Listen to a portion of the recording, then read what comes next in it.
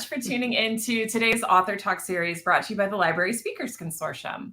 The Library Speakers Consortium is a partnership of more than 400 library systems across the US, Canada, New Zealand, and Australia, with the goal of making Author Talks more accessible to communities of all sizes. I am Brandon Adler, your host and moderator in conversation with all of the amazing authors that you will hear from throughout our series. Today, I am super excited to be here with best-selling author Xochitl Gonzalez as she talks to us about her new book, Anita de Monte Laughs Last. I know everybody is super excited to get started, but before we begin, let me pause and give you all that standard housekeeping information that keeps everything running smoothly. We have compiled some questions that were pre-submitted with registration, but you may also submit questions throughout the entirety of the talk by clicking that questions button that's just below the live stream video. Keep in mind, there are a lot of you tuning in this evening, so we will get to as many questions as time allows. And don't worry, if you have to leave early for any reason, there will be a link to the recording emailed out to everybody in about 24 hours. Now, to formally introduce our guest for today. Xochitl Gonzalez is the New York Times best-selling author of Olga Dies Dreaming, named a best of 2022 by the New York Times, Time, Kirkus, Washington Post, and NPR. Olga Dies Dreaming was the winner of the Brooklyn Public Library Book Prize in Fiction and the New York City Book Awards. A Reese's Book Club pick, her new novel, Anita de Monte Laughs Last, was published in March 2024 with Flatiron Books. As a staff writer for The Atlantic, she was recognized as a 2023 finalist for the Pulitzer Prize in Commentary. A native Brooklynite and proud public school graduate, Gonzalez holds a BA from Brown University and an MFA from the Iowa Writers Workshop. Welcome, Xochitl. Thank you so much for being here. How are you? I'm good. Thank you, Brandon, for having me. This is so cool getting to talk to people from different libraries across the country. I'm really into it. It's like a very exciting prospect. So thanks, everybody. Well, I can tell you that everybody's super excited about the talk. So we are very thankful that you are here. So I want to start with your name, because we did get quite a few pre-submitted questions about your beautiful name. Oh yeah. A couple of the questions were, of course, about its pronunciation, but I think I did that. But I want to mention this wonderful article that you wrote about the story of your name. Do you mind sharing the story of your name with the viewers? Oh, sure. Well, my dad's family is Mexican American and my mom's family is Puerto Rican, and they decided that they would pick whatever gender I was, that one parent would pick a name. So if I would have been a boy, my mom would have named me after her dad, and I would have been Alberto. And then if I was a girl, my dad picked Xochitl because, well, my parents were like radical Latino activists, like in the 70s. And it just was kind of like, we're going to go back to the roots. And so she's like an Aztec. She's the Aztec goddess of fertility. And it means flower in Nahuatl, for anybody who's like, an enthusiast in kind of pre-Columbian indigenous cultures. And, I kind of hated it, as one could imagine. As a kid, I lived with my grandparents in Brooklyn for most of my life, and I detested it. And then one day I just kind of loved it. Loved it. And was like, I got to Brown. When I was in high school, I did theater, and people kind of use both names. In theater, they'd call me Xochitl, and then, the teachers would call me by my middle name, because I used my middle name for part of my life. And then when I got to college, they gave you like a nickname, a name tag. And it seemed crazy to try to explain to an entire class of people, oh yeah, no, like call me. And so I was like, I'm just going to make you learn how to say it. Yeah, so I just did. Yeah, it's easier that way. And so, I think like you definitely develop. Warsaw-shire had a poem about naming your daughter difficult names. And I think it's a great thing, ultimately. I think you get a lot of character and you gain a lot of confidence, like having to tell people how to pronounce your name. So, and now it's wild to just see it on books all the time. So it's fun. So, but I've learned I leaned into it. I can't even imagine being another name other than this, Yeah. I can't imagine you being another name either. It's so fitting. Oh, thanks. Well, thank you for telling us that story. We had quite a few questions about it, so I wanted to open with that. So Soledad from Fresno County Public Library is saying, how did your writing journey start, and what kept you writing throughout the years? Oh, okay. Yeah. So, I'll say like it was a strange writing. Like I wrote a lot in high school. Like I wrote a lot, and I would write little stories and things, and we would write a student written play every year. And I had like a great time doing this every year. And then I got to Brown, and my college roommate was, I'm dating myself, but I think by the book people might realize how old I am. And she was the winner of the 17 magazine fiction writers contest. Oh, I Which was remember like those. it was like the biggest deal that, as far as I was concerned, like I didn't know what the Paris Review was then, but like to me that was way bigger than the Paris Review. Like I was like the New Yorker, I don't understand, I don't even know what that is, but the 17 magazine fiction writing contest, and she'd gone to Breadloaf and she'd done all these things, and I just completely got intimidated out of it. And so I ended up leaning into visual art and like kind of in art history. And then when I was older and I became a wedding planner, I had this blog, like this wedding planning blog about kind of life as a wedding planner. And, it was mainly written for other wedding professionals, and so I kind of was always writing, and I wrote etiquette columns for the Huffington Post, and I did all of these things, but like I never wrote just like creatively. And then one day when I turned 40, my grandmother had just recently passed away, and she was like this super fearful person. Like she like I think I want to do this. And she's like, that'll never work. Just go be go teach. She's like, we always need teachers and nurses. That's what she would always say, which we do, by the way. She's not wrong. We always do need more teachers and nurses. But like she was very, very like risk averse. And so when she passed away, I suddenly felt like I think I could try to do this. And then I went to Breadloaf because I knew that my roommate had done that. So I was like, let's see if that still exists. It did. I went to Breadloaf, and then I loved it so much. I wrote an essay, a nonfiction essay for Breadloaf, and I loved the experience, and I got so much better in like 10 days that I was like, I'm going to go and get my MFA. And on a lark, a friend of mine that I met at Breadloaf was like, you should apply to Iowa because I was divorced and I didn't have children. And she's like, you could just go to Iowa. She's like, I'm married and have kids. Like, I can't just go to Iowa. And I was like, you know what, you're right. And so I applied, and I got in, and that kind of fast tracked everything. But I was 42 when I went to graduate school. So I'd had my 20th reunion the May before I went to Iowa. And now I'll have my 25th reunion this May, like right after my second book came out. So it's been a really productive. Yeah, I think it's been a pretty productive 5 years. I know. Oh my gosh. When you went to graduate school at Iowa, weren't you like already drafting Olga? I had like 200 pages of Olga when I got there. Like I left my wedding planning business probably in well, by that point we were doing other things besides wedding, but I left the event planning company that I started in 2018, I guess. And I went to go and work as like a fundraiser at a public college. It was great. I loved it. It was such a fun job. Awesome job. And I would work on the book in the morning and on the weekends. And then, I got into Iowa, and then I kept working on the book. And then when I got there that August, I had like 200 pages. And then I was just a lot older than my classmates. So they were hitting the dive bars, and I was like, I guess I'll just stay in my apartment and work on my book. They were lovely, but and I went from living in Brooklyn my whole life to going to Iowa City. And so it was like, I missed home. And my first book takes place in Brooklyn. And I think I was so homesick. It really made me go. I just loved it was like I was kind of spiritually home in Brooklyn, and it was a lot of fun. I love that story. Angela wants to know, what's your process? So do you outline when you're starting a book? Do you have to be in a certain location? Do you have to feel inspiration? Okay.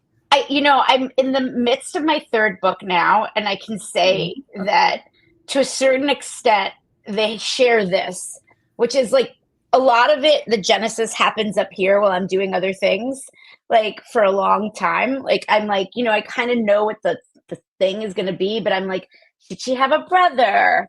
like, what's Nick like? Like, who are these, like, who are these girls? Like, like, I'm like thinking about them, and I'll make little notes and stuff. And then at a certain point, I'm like, I'm going to write. And all I want to do is then work on that book. And so Olga was a little different. I sort of plotted it as I was writing it.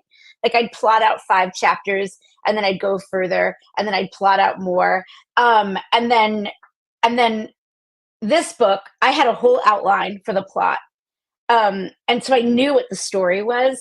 And yet still things kind of surprised me. But like, then I would take like this book, I would like tour for Olga for a month, and then I'd hide somewhere and write for a month, like 12-hour days and stuff, like, and then I'd come back for a month, and then I'd go away for a month. And so I did this book that way. And this summer, like, I'll go away. Like, I've been doing my little reading. Like, I like to read other books to kind of inspire the tone and stuff. So like, I'm doing all my reading for the new book. Like, I'm making all my weird character notes. And then like, I'll go away in June, and I'll kind of be out of like life for like 3 or 4 months, and come back with a draft. And then once I have a draft, I can like, do things with people. But like, I get pretty obsessed. Like, I'll see people on the weekends, but like, I'm pretty obsessed. It's kind of just me and the dog. And I like to do long days and just go. Because I think I sort of get very, very, very into the characters. Mm-hmm. Like, and I really, like, it's just close. I told somebody, it was like, it's a little like method writing, like, I'm really into that character. And so I don't like to get pulled out of it. Mm-hmm. Even if I'm sitting there and I'm stuck a little bit, like, I'm stuck in that character, and that makes it better. That makes sense. Do you have to leave your home base? I like to leave my home base because I think I'm not good at hurting people's feelings. And I feel like people will be like, can you come to this party? And it's like, if I'm not here, that's like a nice way of saying no. Yeah. I'm physically not here. And then I don't think about it twice. Like, but like, yeah. It's like I torment myself a little bit too much about invitations, like, be they to big things or to small things. And it's like I got invited to like 3 parties in June, and I was like, I'm just not here.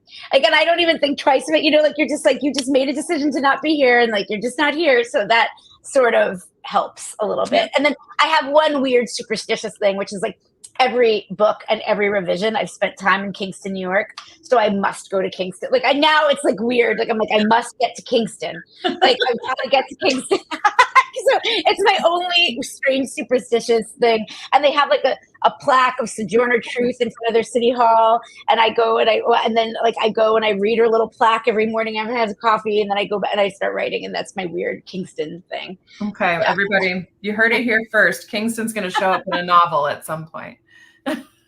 Yeah. So let's, I guess, transition then to Anita de Monte last. Angela from Pioneer Library System is asking how you came up with the concept of the book. And you allude a bit to this in your acknowledgments, but I'd love to hear the full story, but even either before or after, whichever way you think it makes more sense. Can you also kind of give everybody the premise of Anita? Oh, yeah. So, well, I can probably do it tied into one. So I was in the midst of adapting Olga Dies Dreaming for television. Mm-hmm. But I was also still like, we were doing that before the book came out, which is strange. Okay. Like, it was like it was very strange. I had a really long pre-pub period for Olga. Like, I sold it in 2020 and it didn't pub until 2022, like 2 years later. Wow. So it was because of COVID that we held it. Like, yeah. And so I was working on this TV adaptation, and it's very difficult making television, but it's like particularly difficult, to be honest, making television with Hispanic characters. Like, I think we actually are the most underrepresented group in film and television, like by a lot, like too, like by like a lot of little points. And there's just a lot of cultural gaps, like between like what we experience and how it's perceived to be experienced, that make it challenging. And so I was on this notes call, and sometimes it can just be frustrating, trying to explain who you are, like, to somebody creatively. And we hung up, and my producing partner, who is the director, and he's, Latino American. And he was like, art and commerce and whatever, like a bad punny, dumb attempt at a joke. He's very makes corny text jokes all the time. And it reminded me of this. I was in Kingston, and it reminded me of this textbook that I had in college. And suddenly I went to take my walk and go see Sojourner Truth's plaque and go to Rough Draft. And I was like, get my coffee. And I just was thinking about my art history classes and all of the people that I discovered as artists that were women, that were like Latina artists, that were Black artists that I didn't discover then. And I just started thinking about this artist, Ana Mendieta, who I learned about my senior year in college. I took so many art history classes in college when I was at Brown in the 90s. I was an art history major and an double concentrator. And I studied pretty much all European and American men. And because of the time, it was all kind of European and American white men. And Berthe Morisot. And Berthe Morisot, for good measure, they threw her in. And so, and so I was wandering around, and I found myself thinking about Ana Mendieta, this Cuban-American artist that I discovered my senior year. And I had learned about her because a teacher, I had this book that somebody gave me on Caribbean art, and she had one of the pieces in the book. And one of my professors of art, not art history, was like, oh my God, you should look up Ana Mendieta. Her story is crazy. I can't believe you don't know it. And when I looked it up, I learned that one of the men I'd been studying had been accused of murdering her because they were married. And I was like, wait, what? Like, you mean I know all these weird facts about all these weird artists. And I know that Andre Broussard had a weird fixation with his mother. I have all this trivia about these people's lives. And I don't know that this man stood trial for murder 3 times for murdering another artist. It seemed crazy. And he was acquitted. And then, he was still very famous, but I'd never heard of her at that point in 1998. And I just, that day in Kingston in the summer of 2020, I'm wandering around, and I just was like, what would this be like? What would this creative conversation about art be like? How would I be speaking about myself differently had I gotten that in a classroom? I'd learned about her in a class, not just him having potentially murdered her, or I believe murdered her, but her having existed and that her art was worthy of studying. And I just sort of had this idea about her coming and having vengeance, but then the student learning and connecting with herself and her potential by discovering her. Mm-hmm. And that was the original concept, literally. And I outlined it that summer, and then I didn't get to work on it for 2 more years. Wow. Yeah. It was literally art and commerce, 2 words that flooded it all back. Yeah. It just flooded it all back. Probably if it wasn't COVID, that wouldn't have happened, because I think our brains were thinking all kind of loop-de-loop, because we were out of the usual, time was so funny then. And so I spent that summer. What I will say is I researched everything about that story about Ana Mendieta and Carl Andre, her real life husband, that summer in 2020. And then I put the whole outline away, and I didn't actually really, I read it really quickly in 2022, and I started, or 2021, December. In December of 21, I wrote that first chapter right before Olga Dies Dreaming came out. I wrote the first chapter pretty much as it is now, just that it was in the 3rd person. And that happened with Olga too. For some reason, the first chapters seemed to come out pretty clear, the way that I imagined them starting, and then I just sort of never looked at the research again. I think I didn't, once it was going to be fictional, and it wasn't the story of Ana Mendieta and Carl Andre. Once I decided that it's Anita de Monte and it's this character, I was I'm just going to use what really stuck in my head. You know what I mean? What really made an impression, because that feels really salient. But I purposely kind of walk the line between details that I remember when reading about the evidence of the crime, being shocked by, what, and just they stayed with me because they seem so salient. And I kept a lot of those things and a lot of weird character things, particularly about Carl Andre, the way he dressed and his little quirks about how he installed his art.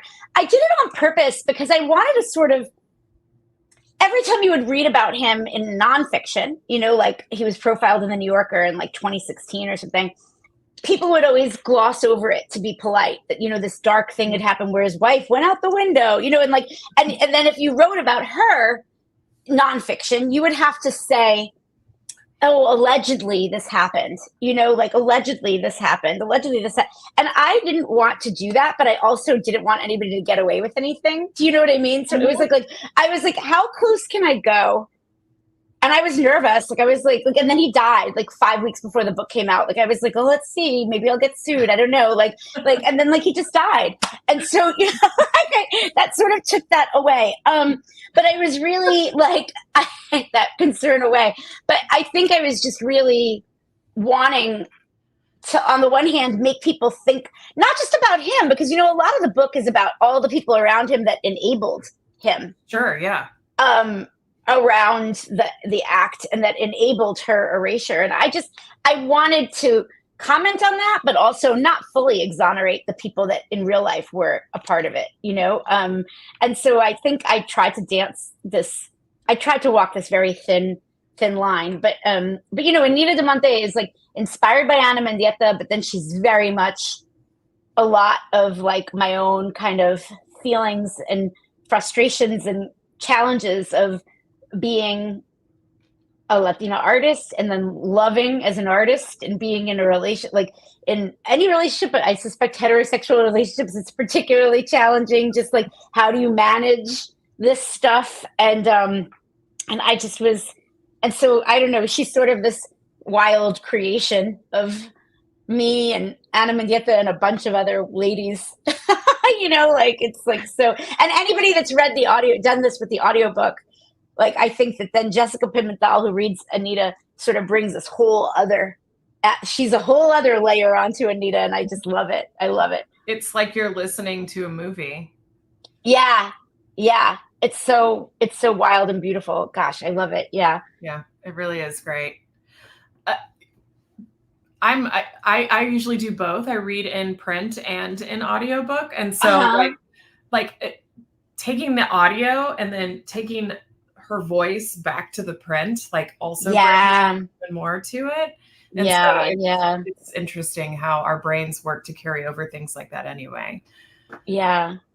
We have quite a few questions at this point about Ana Mendieta's family. Estefania and Amy have both asked, during your research, did you speak to Ana Mendieta's family? I didn't, because I very early on read about a lot of sort of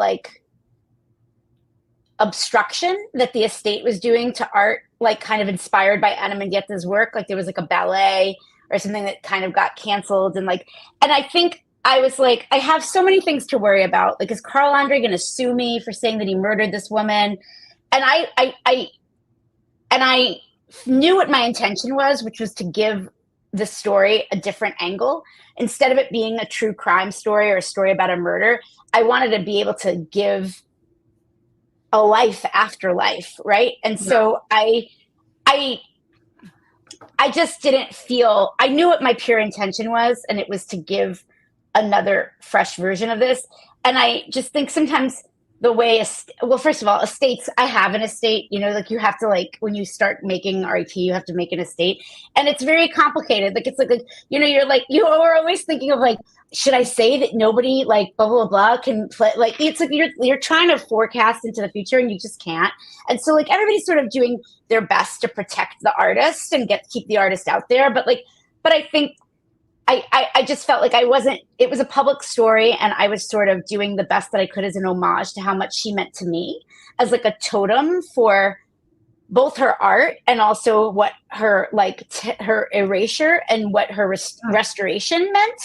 And so I didn't. And then the other part that, this has been documented because I talked about it in a couple of interviews, is then once I really sat to write the book, I had done a full draft, not a full draft, but almost a full draft. And everything was in third person, Anna walked into the room and blah, blah, blah. And I met a friend of mine, I saw a friend of mine at a party, and I was telling her, she was a Cuban-American artist. And I was telling her about the book. And I sent her the outline that I'd done in 2020. And she called me because she was obsessed with Ana Mendieta, And she was like, look, I don't talk about this that much, but Ana Mendieta's ghost lives behind the American Academy of Rome. And when I was a fellow there, I would talk to her. And she was like, so you should go and talk to her and tell her about the book. And so I did. I flew to Rome and I went and I talked to this ghost. And the ghost was like, look, you can borrow my story, but you have to use my voice. And so I came back and I revised the whole book based on this like 4 hours that I spent lying in a grassy knoll at the American Academy of Rome. So, and like the things that I heard in my head. So, that was my supernatural experience. And I think then especially, but I wanted to say my friend, the Cuban American artist, she told them in the gallery right away that I was like, as soon as she read it, she's like, I read a book. It's amazing. You guys are going to love it. They asked for a copy. I sent a copy right away. I was never hiding it, but I think I wanted it to be done before anybody got to look at it. And they've been public, they've given their permission for some things and they haven't liked them. And then they've not given their permission for things and they haven't liked them. So I just took my chances, but I felt this wasn't about pleasing an entity. It was really about giving homage to a connection that I'd felt as artist to artist, Mm-hmm. That's beautiful. I love that story. I'm super intrigued with the supernatural as it is. So to to hear a story and like have this connection of how you're telling somebody else. Yeah. And I hope in time, like, I think that this book has brought so many people to Ana Mendieta. I've gotten scores of notes and DMs and I think the great part about a book is that you're not seeing it. You know what I mean? Like, and then you can kind of come and then you're experiencing her art for the first time. And then that's so cool because you're not just experiencing it. It's like, I heard this artist was murdered. You're like, this artist was a badass. Like, like, I don't think when you end the book, you think of her as a victim. I think of her as somebody that transcends victimhood, I hope. Mm-hmm. I agree with that. I think that you nailed that for me anyway. You speak about this supernatural element as far as how you portrayed or how you developed the Anita character. Tanya is asking, was this also the inspiration for Anita's afterlife or kind of narrating in her afterlife? So that was definitely the inspiration for her narrating in her afterlife, but like the sort of transmorphous of like what the afterlife was. I did a research trip to Cuba. It was really important to me to keep from Ana Mendieta's story this thing of coming on Peter Pan, because I think that it felt essential to what I had read was that she was not a person that wanted to bend her will to the galleries. You know what I mean? Like she was like, you'll bend to my will. Like she was very that way.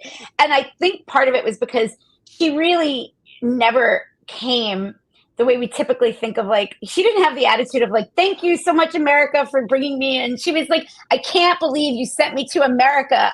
It's like, and she got thrown into a foster home in Iowa and they made her like a servant and she was in orphanages, like, it was like, she had a really rough life. And I think I really, and so I wanted to keep that, like where she's just kind of tough and confident and not like great. She's not grateful. She's like, no, you should be grateful I'm here. And I really wanted to keep that element of her life story. And so I wanted to go back to Cuba to know what it was like. I lived in Iowa, so I knew what that was like, and I remembered my first having known her story. Part of probably what made me even think of her that summer was because I would often be like, I can't believe she came from Cuba to here. Like I would be like amazed, like with no parents, like, I would just be like amazed. And because it's cold, it's really cold in Iowa. It's really, really cold in Iowa.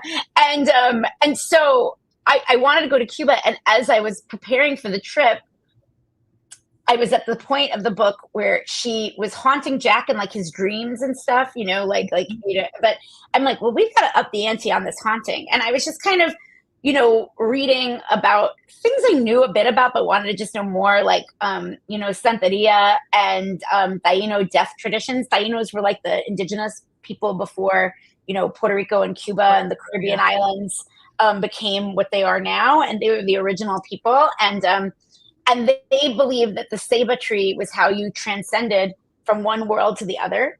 And then the ceiba tree is also very important in Santeria. And then in Taino mythology, the bat was a way to come from one world to the other to visit people. And Oh. so then I sort of evolved the mythology into it sort of being about artists and muses.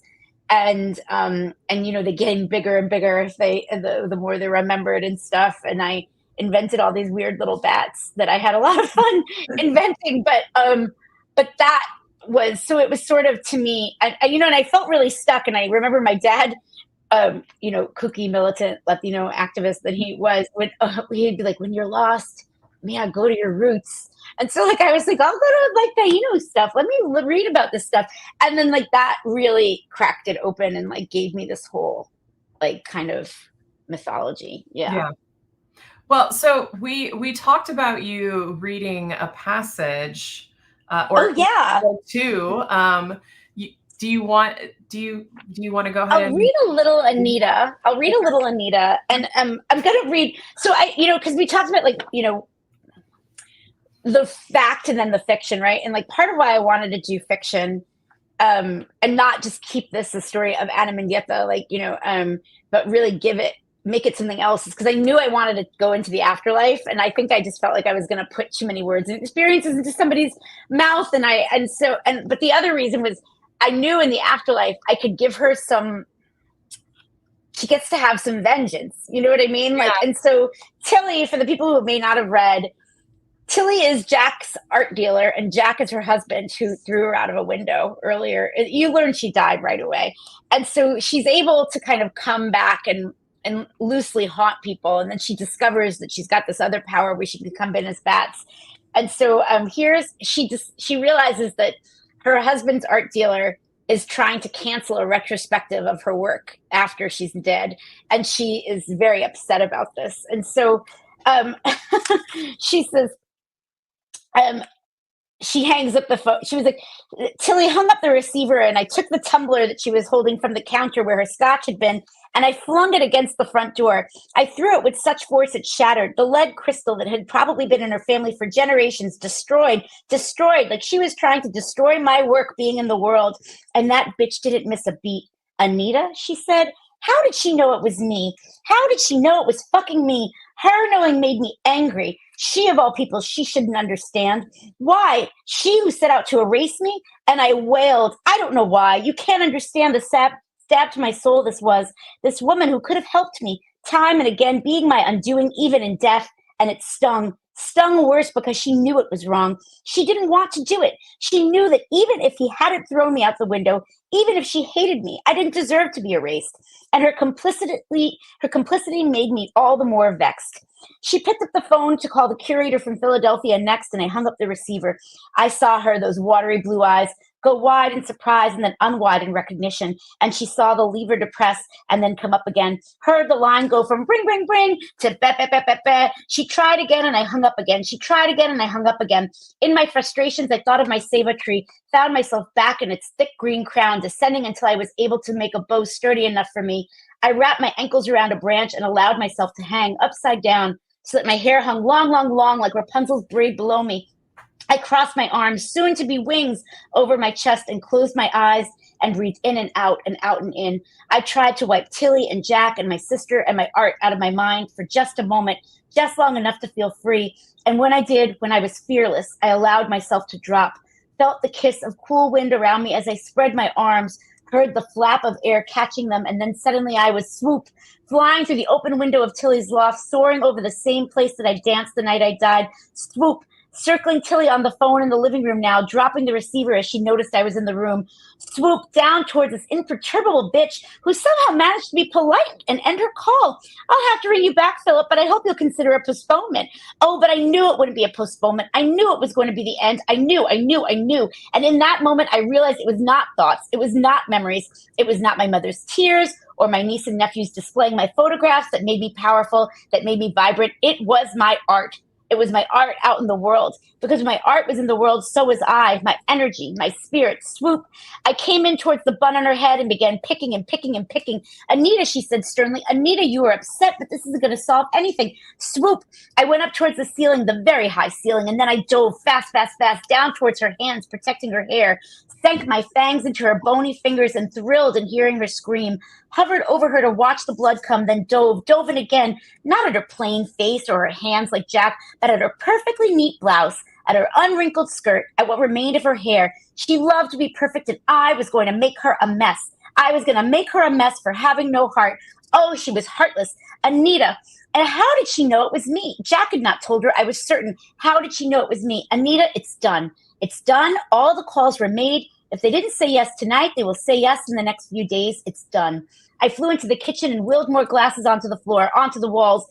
I flew over the piano and flapped the wings against photographs of her and Jack, and her at Miss Porter's, and her at Radcliffe, and her being perfect, being perfect, being perfect. I scattered them all to the floor with the power of my wings. I flew over her armchair, her velvet sofa, her elegant Turkish rugs, and I let myself shit guano all over them, stenchy ascetic feces all over her house. I flew over her head and shat over that too. It isn't right, Anita, but it just is, she said, and I could feel the sorrow. I could feel the regret. But regret with inaction is just a swallowed apology. I know you were mad. I know we never got along, but you have to understand. You are dead and Jack is alive. And I couldn't believe what I was hearing. I couldn't believe she could truly be so clueless, so naive, as though the issue here was me not knowing that I was dead. I knew I was dead. Of course I was dead. Though I couldn't talk, and though whatever I said would be too high-pitched for her to hear, even if by some miracle Tilly could speak back, I had to say it to her. I just had to let her know. Swoop. I hovered in her face, right up close as I could get, and I looked into her watery blue eyes with my glassy brown ones that I hoped she would remember, and I screamed, but I want to be alive. I want to be alive. I want to be alive. Wow. Thank you so much for that. Thank you. Oh my gosh, thank you.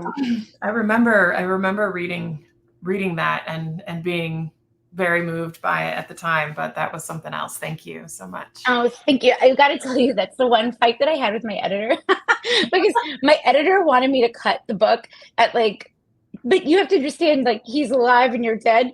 And I was like,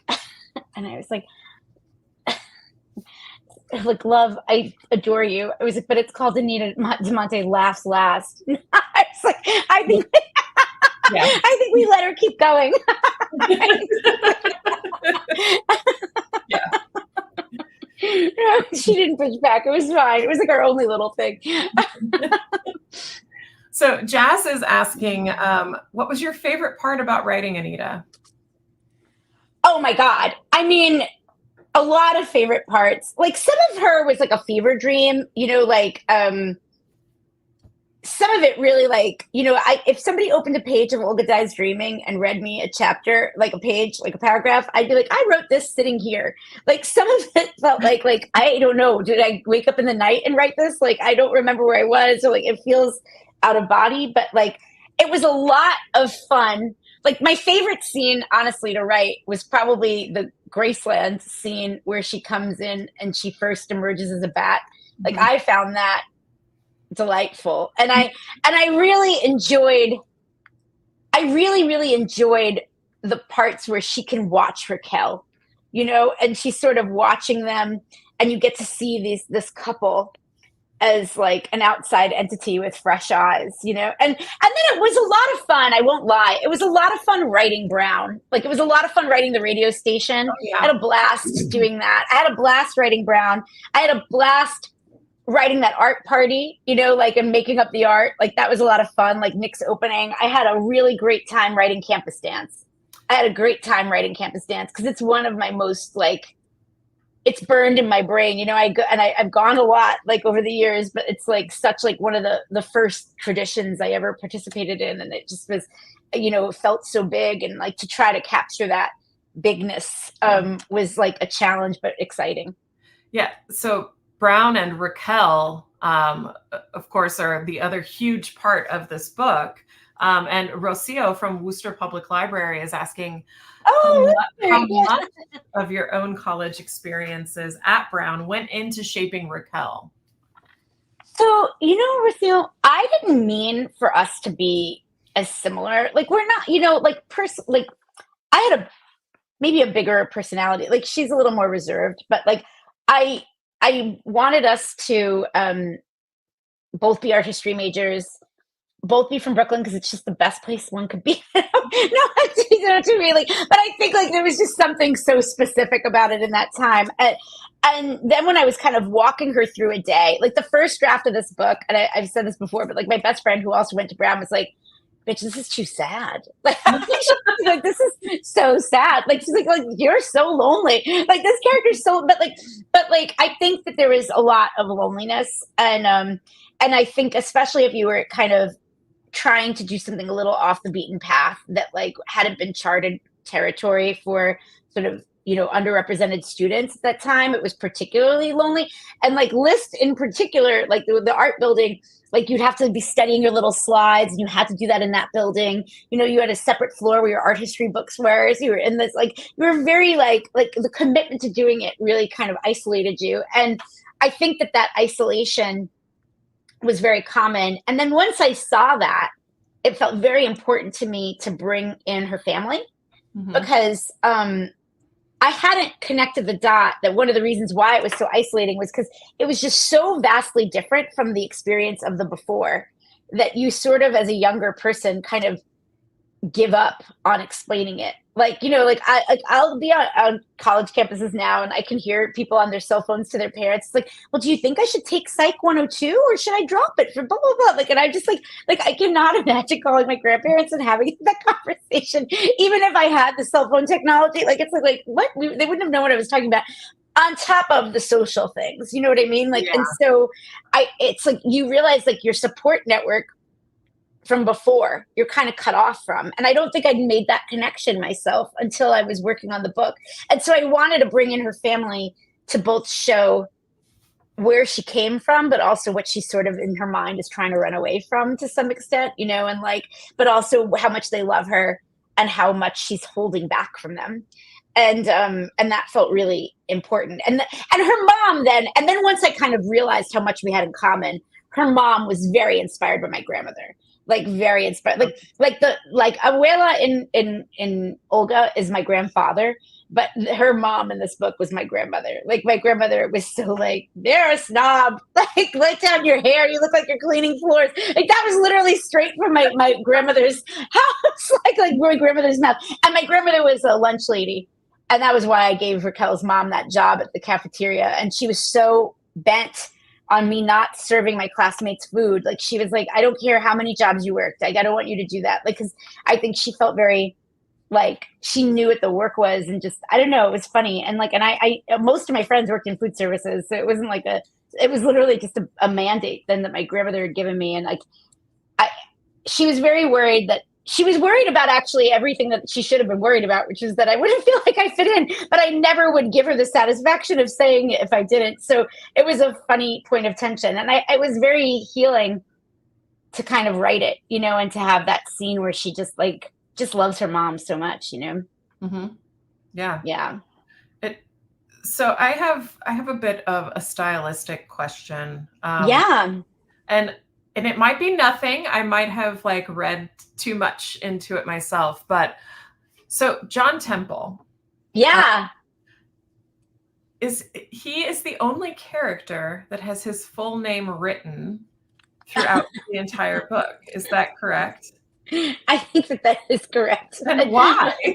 But I guess Jack Martin is always often Jack Martin. But like, I think in college, for some reason, college was the first time where I knew so many people and they were always referred to by their first and last name. Like you just had two name people. Like, like it's like. But everybody else was Yvette or Nick. It was like he's a presence bigger than an individual that you appear with. He's like a celebrity, like he's almost like a celebrity. And it's like, and as such, it's like his presence is more than like, there are people where it's like they go one name, like Madonna, like he goes two names, like John Temple, like it's always there, John Temple. Like, and I think it's more of like the specter that he holds. Oh, can I read that little part of Raquel when she meets him? Yeah. So John Temple's her thesis advisor, and I kind of, you mark Raquel's growth through the book in her meetings, her office hours with John Temple. And so this is sort of her first office hours. And she says, Raquel Toro walked into Professor Temple's light-filled office and for the first time did not feel herself shrink. She'd woken up that morning and admittedly, after a night of 2-for-1 Cosmos with Mavette downtown, looked like shit. But she felt proud, ready to meet the day and John Temple unintimidated, neither by the mountains of books, catalogs, academic texts, tomes of criticism that he not only owned but had, at least in part, authored, nor by the exhibition posters lining the walls, featuring shows he had mounted or had a major hand in. Today, Raquel walked in feeling worthy, not just of the company of his brilliance, but of her very place in the school. Before arriving at Brown, Raquel hadn't spent much time pondering what an Ivy League college would be like. She'd been too grateful for the opportunity to have expectations. But during her sophomore year, when John Temple called Raquel to his office hours for the first time and she saw him behind his vast desk, she knew that this was it. This was what the Ivy League was all about. Wool blazers and expensive but understated watches, salt and pepper beards stroked for effect while holding court for enraptured students. The Ivy League was John Temple, whose name held no meaning to the average or even above average person, but whose work had the power to shape institutions, markets, and cultures in its most erudite of forms. He was a man of great importance in the world. And in such proximity to that, despite the brilliantly drawn constellations he commended her on during his seminars, or the incisive yet accessible papers that he praised her for, she had always felt deeply insignificant. Until today. I got the fellowship, she said, noting the confidence in her own voice. I'm going to be a curatorial fellow in the contemporary art department this summer. John Temple's handsome face broke into a smile, revealing his perfect teeth. He pushed the Ames chair away from his desk to fully face her. Brava, Raquel, brava, though I had no doubt. She felt the flush coming up her neck and tried to contain her grin in a way that would seem less obviously delighted by his approval. Your recommendation put it over the top. Nonsense. It was a solid application across the board. It seems small, but the RISD Museum is a jewel box. Oh, I'm very aware. 3 of the other fellows are from Harvard and Yale. Professor Temple looked impressed. He had, she then remembered, gone to Yale. Competitive field, even better, he smiled again, leaning in toward Raquel. A long way from selling sandwiches at the Met, huh? He said, pleased. She felt herself, her equalness evaporate, quick and sudden. A red flush of shame replaced it, the kind that morphed fast into anger. Raquel simpered, fought hard to repress the, what the fuck does that mean, that he would have gotten had he come at her with this bullshit back home. She reminded herself that he couldn't have meant it as an insult, even if it felt that way. This was not Brooklyn. This was Brown. Here was a place of measured tones and intellectual rivalries. Here was not a place where necks were rolled, nor teeth sucked, nor fucks flung around willy-nilly. Here was not, he just reminded her, a place for girls who worked concessions at the Met, which wasn't even factually correct. He hadn't even remembered her story right. Mm-hmm. Anyway, that's Aaron John. A great introduction to Raquel and John's relationship. Yeah. John Temple. So John Temple. This entire book is kind of, this examination of love and art and power. And Shayla from Mountain View Public Library is saying, as someone who went to 2 PWIs, predominantly white institutions, and attending her third now, the themes around identity and culture were so well written that in those moments, I felt like I was in the room reliving these situations with Raquel. Can you talk about why it was important to openly discuss this in an era where a lot of universities and colleges are shying away from touting anything that has to do with diversity, equity, inclusion, and access? Also, I loved the win for Raquel that came at the end with her thesis. That was a win for all brown and black girls. That makes me almost want to cry.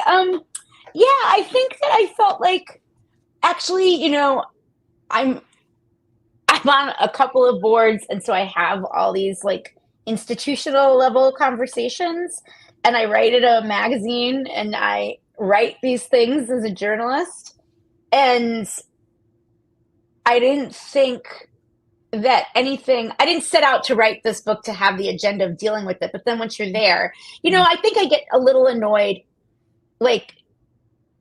when I read the reviews of the book in Europe, they talk about it as fish out of water and what these relationships are. And then in a couple of the reviews in the States, it kind of just gets distilled to race. And it's no, it's not a book about race. It's a book about a person who is not a white person experiencing these institutions. And this is inevitably just part of the journey, right, of this person. But I felt it felt so important to write those scenes, and particularly the scene with the art history girls. And I think, even that scene with John Temple that I just read and how that kind of plays out, because I don't think we talk about like, inclusion part of what that feels like, or what that is. And we never talk about what it really means. And what it means is that not feeling good. Like, right, this is what it means to not feel included. And I think I wanted to put some personal, very believable, plausible, because like these things happened to me and to other people that I knew. Like, it didn't feel like a stretch, like it didn't feel to me like a stretch at all.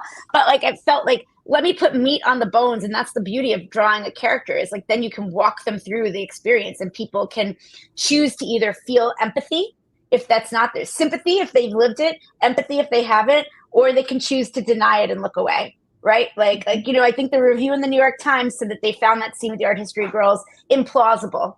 And it's the only time I ever wanted to write to somebody and say, I find that racist. Like, I find you're finding that implausible, a little racist. Like, but like, cause it's like, just no, or take a second and be like, if that did happen, oh my God.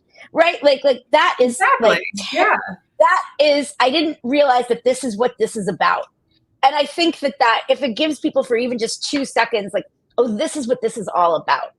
Like, is that like, this is like generations now of people in classes of people, especially in universities, that have lived these experiences. And it's about trying to cultivate an alternative to that.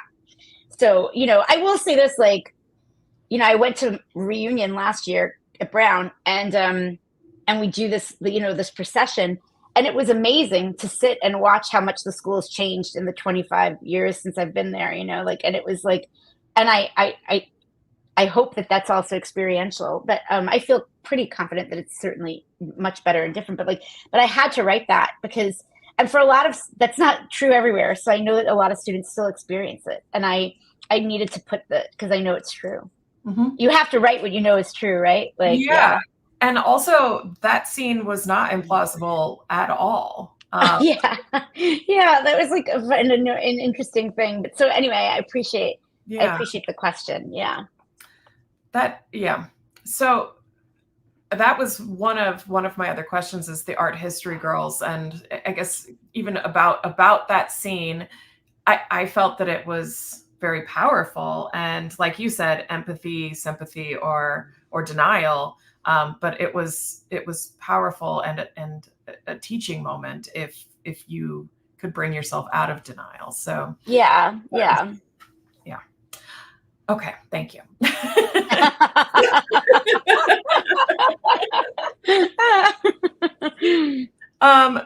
So Lisette is asking, was the idea of Raquel grappling with leaving her family and not needing her mother anymore reflective of experiences that you've seen or lived? And also, was the concept of Anita able to visit as a bat an accident or well thought out, which we talked about that? Yeah, the bat we talked about. I think, I think that for a lot of my friends that came from either like immigrant families or sort of like were first gen to college, or lower income families, like without, somebody steering the path that had like a college education, I think that there was a certain amount of independence that suddenly like came up, and it's like both true and then heartbreaking. You know what I mean? Like it's like, and so I would say that it was inspired by my own experience, but also by experiences that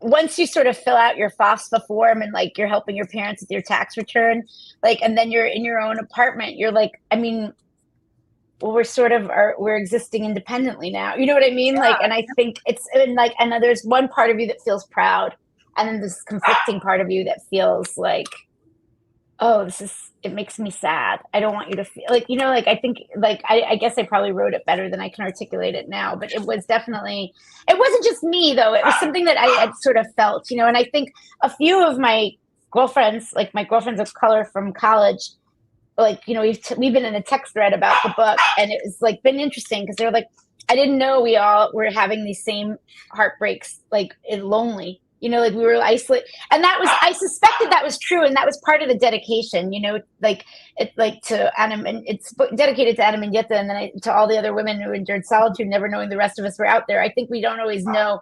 we're so sometimes worried about seeming weak.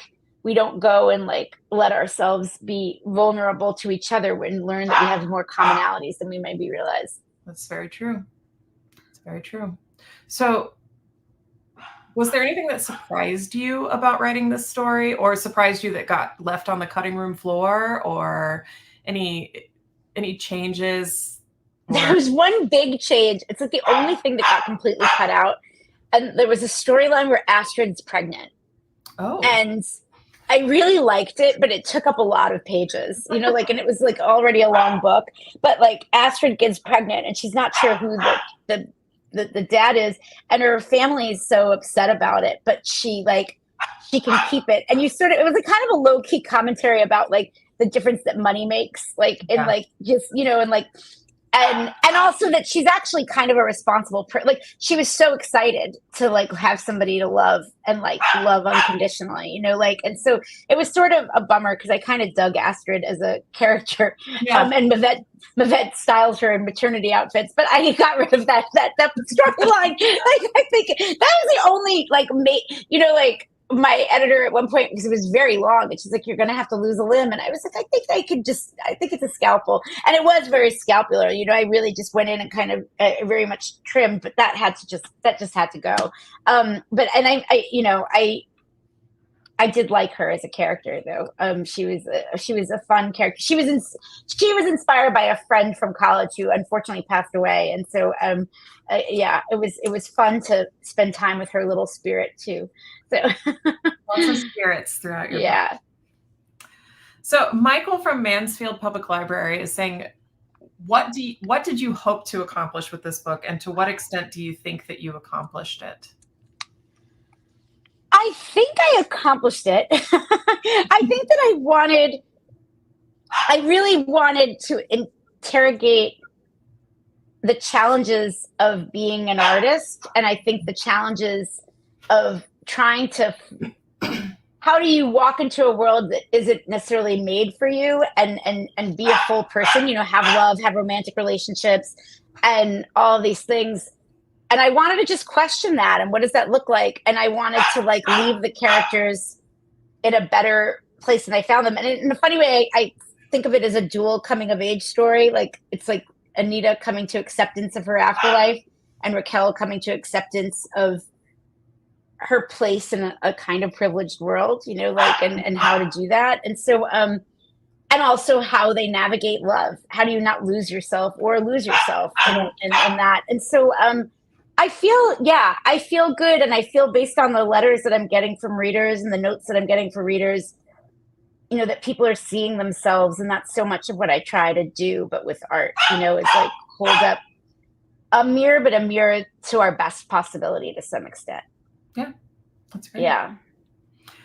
Ray from LA County is saying, what advice would you give Latino writers who are trying to break into the world of writing fiction? Oh my gosh. I would say, first of all, keep writing, but also I think what's worked for me is I think it's better when we don't explain ourselves. I think when we write ourselves to our communities, other people will come along for the ride, and we don't need to spend time.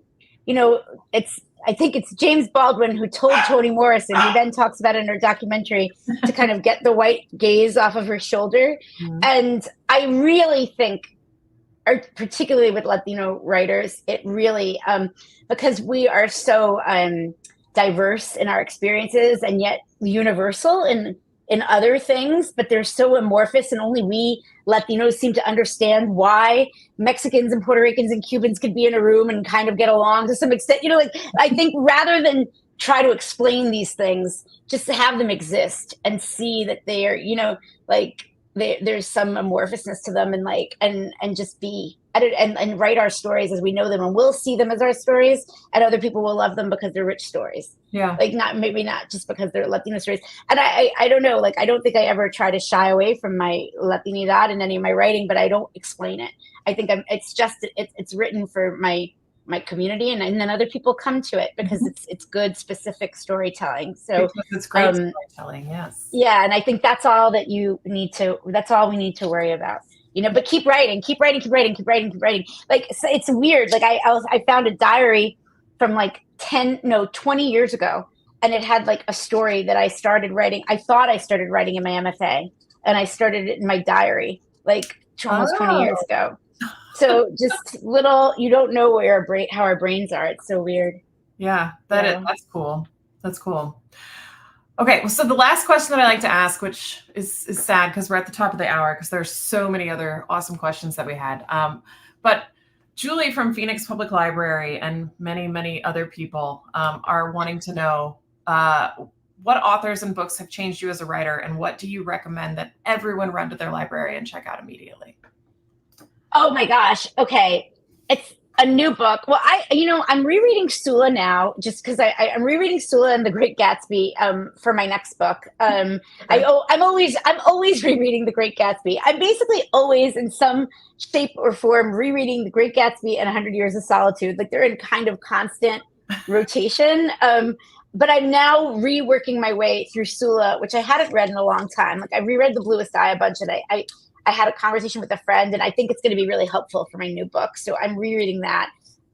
I read a lot of Stephen King still. Like he's so great at telling the story. But contemporary books that I wish everybody would take out like right now.